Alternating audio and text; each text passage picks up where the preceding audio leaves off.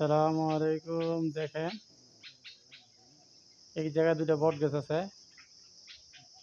200 বছর আগের বট গাছ। 200 বছর আগে দুইটা বট গাছ আছে এখানে, বহুত বড়। ওমানের মধ্যে খুবই সুন্দর দেখা যায়। আমি জিজ্ঞাসছিলাম একজনের কাছে, তখন বললো 200 বছর আগে বলে। আরবি কাছে জিজ্ঞাসছিলাম,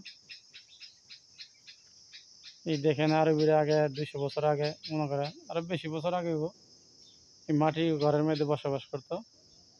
দেখেন মাটির ঘর, সম্পূর্ণ মাটির ঘর এখানে আছে।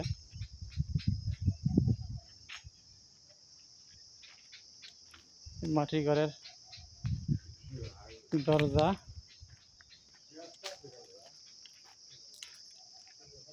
এই জায়গায় বসবাস করতো মানুষে। এই দেখেন গেট। বর্তমানে বাসা ঘর এগুলো কিছুই নাই, পরিবেশ আগে এগুলোর মধ্যে বসবাস করতো। এখন বর্তমান তো মনে করেন পরিবেশ, মানুষের দিন যে পরিবর্তন হয়।